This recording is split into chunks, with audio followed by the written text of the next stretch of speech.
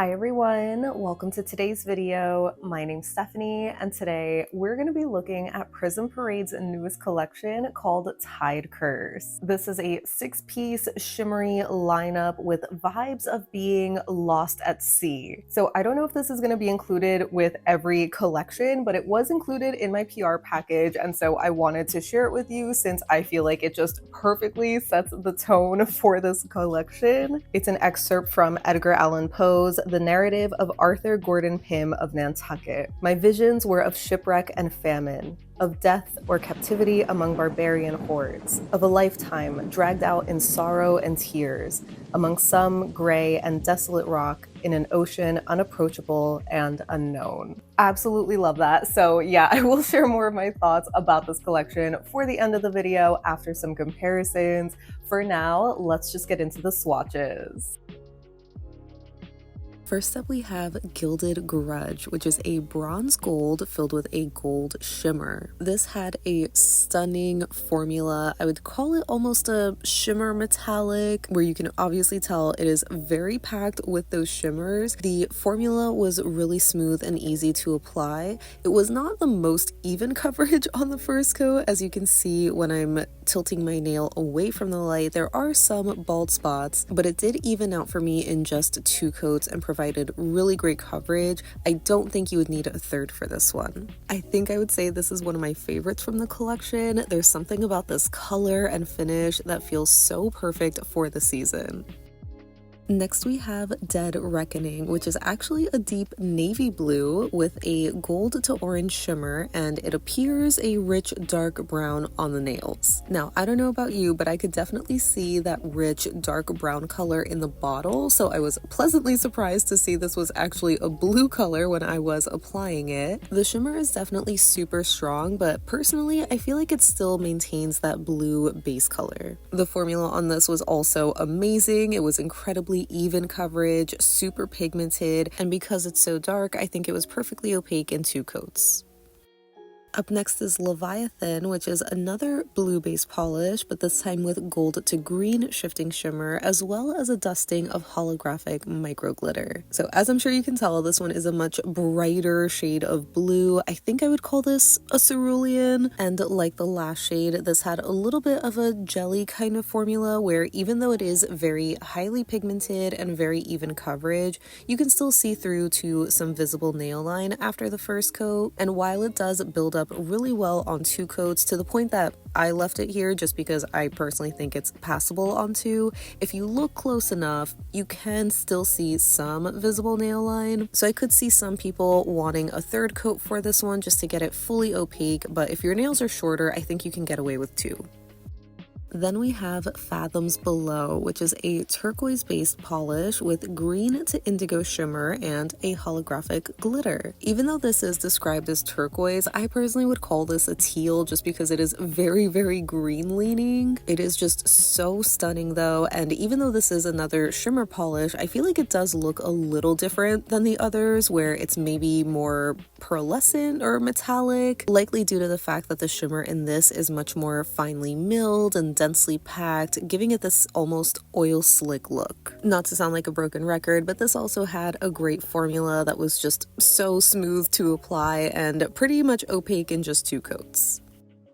Up next is Fortune's Folly, which is described as another turquoise, but this time with a gold metallic flake and a dash of holographic sparkle. I guess I could see this one being more turquoise, but at the same time it also leans a little bit more green to me. So again, definitely touching that teal territory, but either way, this one had another really great formula. It is a bit more sheer on the first coat because it's made up of those really tiny metallic micro flakies, but it pretty much built to opacity in just 2 coats, and it was really nice to see those pops of gold metallic flakes as well. And rounding out the collection, we have Whispers from the Deep, which is a purple lacquer filled with a fuchsia to gold to orange shimmer laced with gold microflakes. So at first glance, I thought this was going to be the same formula as Fortune's Folly, but hopefully you can tell that this base is a little bit more jelly, and again, it's filled with these shimmers instead of the metallic microflakes like the last shade. The only element they have in common, I think, are the gold metallic flakies. But the formula on this one was, again, very beautiful, so smooth to apply, a little bit sheer on the first coat, as expected, being slightly jelly leaning, but it did even out and build up super beautifully in just 2 coats alone. This one also had such a beautiful shift going from the fuchsia to gold.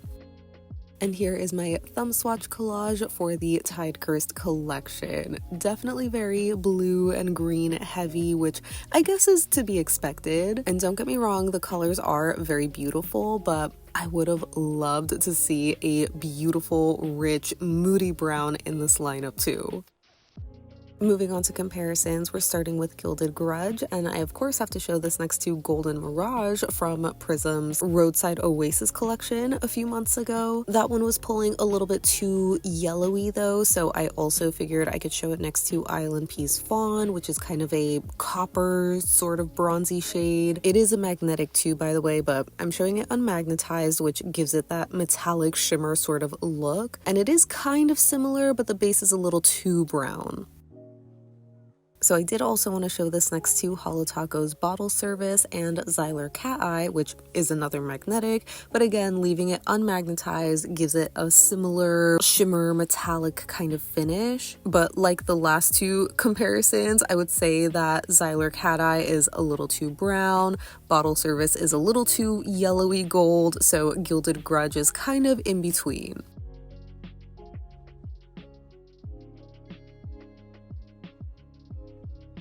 And lastly, I remembered I still had my bottle of OPI Virgoals, which was from the Zodiac collection a few years ago. That one has a similar bronzy kind of color, but it's still very warm and almost orangey. So it is surprisingly similar to Gilded Grudge, but I wouldn't call it an exact dupe by any means either. The biggest difference, aside from the formula being much thinner and more sheer in OPI, is that it also has a green shimmer instead of gold. So I feel like they do look very, very close on camera, but in real life you can tell more of a difference. Next for Dead Reckoning, I knew I had to show this next to Holo Taco's Inkwell, which is a deep brown with a gold copper kind of shimmer. These two look the most similar in the bottle, but considering Dead Reckoning is a blue base, I immediately thought of Fauve's Inner Demons, which does have a blue magnetic pigment going on, but when you magnetize it, it does reveal a similar gold copper kind of shimmer against the deep blue base, so I would say those two are actually more similar. Next for Leviathan, I was immediately reminded of Holo Taco's Nature Calls from the recent camping collection. It looks like it has a similar moody blue base with the gold kind of iridescent shimmer, but it's more of a flaky or a large shimmer particle in Holo Taco. But the biggest difference is the base color on the nail, where Holo Taco is much darker. So since Leviathan was looking super bright, I thought maybe it would be closer to compare to Holo Taco's Wanderlust from the Bon Voyage collection, where it has a similar iridescent golden shimmer going on, but it's a little bit more yellow-green in Holo Taco, though the more obvious difference is yet again the base color, where it's a little bit more of a darker cornflower in Holo Taco. Next for Fathoms Below, this one immediately reminded me of Mooncat's Drown My Demons, which, yes, is another magnetic, but again, if we leave it unmagnetized, it has a similar shimmer kind of finish going on, though the shimmer is not nearly as densely packed as Fathoms Below, or nearly as glowy, I would say, either. It's a lot more sparse looking in Mooncat, leaving more of that base color coming through. So while they look like they could be sister polishes under this lighting, under more extreme lighting, you can see the differences a bit clearer, where Prism has a much lighter teal base and a more shifty shimmer going to blue. Up next for Fortune's Folly, I knew I wanted to show this next to Holo Taco's Stop Buggin since it had a very similar metallic, micro flaky kind of finish, but Stop Buggin is more of a true bright green. I would say that Fortune's Folly is probably closer to teal with it, but I already destashed that one. Aside from the color difference, the other main difference again is that Prism has those golden micro flakies, so I figured I could try to recreate it by layering a gold metallic topper, and I would say this is a pretty good recreation, again, aside from the color. And lastly, for Whispers from the Deep, I wanted to show it next to a couple of other Prism purples like Desert Blossom and Liz, but those two are very different where they're on the opposite ends of the spectrum. Desert Blossom is much lighter, more of a sheer kind of shimmer, and Liz is a bit deeper and also more blue toned, I would say. And since Whispers from the Deep has a purple base with a gold metallic flake, it immediately brought to mind a couple of ILNP shades like Hidden Treasure and Unraveled. Hidden Treasure, though, has more of a reddish purple base color, and the gold flakies in that are more of an iridescent as opposed to a metallic. And then with Unraveled, that one is a magnetic, but if we leave it unmagnetized, in certain specific angles, I feel like it does look similar to the Prism, but for the most part, I wouldn't call those dupes.